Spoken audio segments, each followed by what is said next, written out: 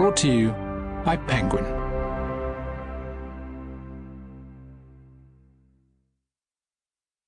The Dead Are Arising, The Life of Malcolm X, by Les Payne and Tamara Payne. Narrated by Dion Graham. Introduction by Tamara Payne. When my father, Les Payne, began his research in 1990 for The Dead Are Arising, Malcolm X was very much alive in the consciousness of the Black community. Walking down Harlem's 125th Street, you would hear Malcolm's emphatic voice resounding from the speakers of sidewalk vendors selling his speeches, and you would see his countenance emblazoned on T-shirts.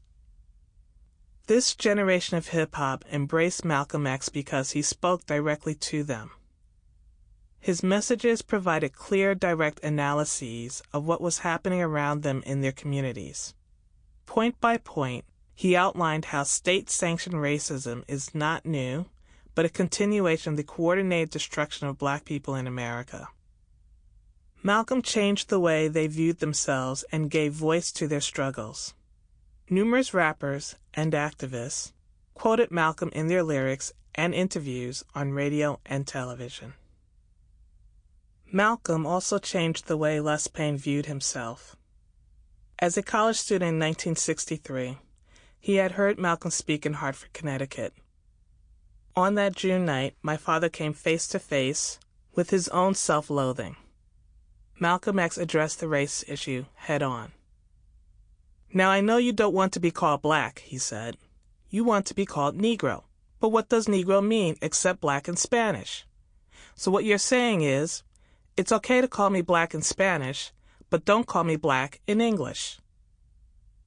Later, in The Night I Stopped Being a Negro, an essay that was first published in a collection titled When Race Becomes Real, Payne wrote that he had entered Bushnell Hall as a Negro with a capital N and wandered out into the parking lot as a Black man. Born in Tuscaloosa, Alabama, Payne had moved to Hartford with his mother and two brothers at age 12. "I'd never met a white person, South or North, who did not feel comfortably superior to every Negro, no matter their rank or station. Conversely, no Negro I'd met or heard of had ever felt truly equal to whites. For all their polemical posturing, not even Baldwin, Martin Luther King Jr., or the great Richard Wright, with all his crossed-up feelings, had liberated themselves from the poison weed of Black self-loathing with its deeply entangled roots in the psyche. The lightning strike of Malcolm's sword released the conditioned sense of Negro inferiority that was housed in the college junior's psyche.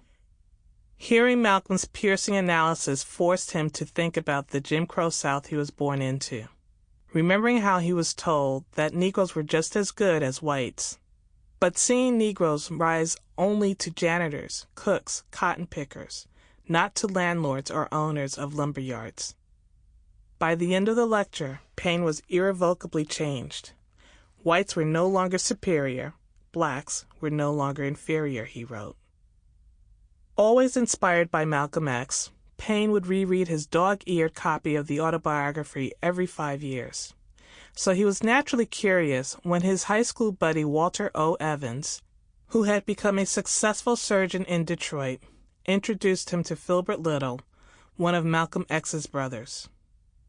Payne discussed this meeting with Gil Noble, a friend and fellow journalist who at the time hosted the weekly Sunday show Like It Is on WABC-TV in New York. In addition to his work as a renowned broadcaster, Noble was an admirer of Malcolm X. Every year he dedicated episodes of Like It Is to the life and assassination of Malcolm X. Noble suggested that Payne also meet Wilfred Little, Malcolm's oldest brother and best friend. At the time, Payne was an editor at Newsday, a daily newspaper on Long Island. He had won a Pulitzer Prize in 1974 as part of a reporting team investigating the international flow of heroin from the poppy fields of Turkey, through the French Connection, and into the veins of New York drug addicts. He was renowned for his investigative persistence and his skill in obtaining. Sample complete. Ready to continue?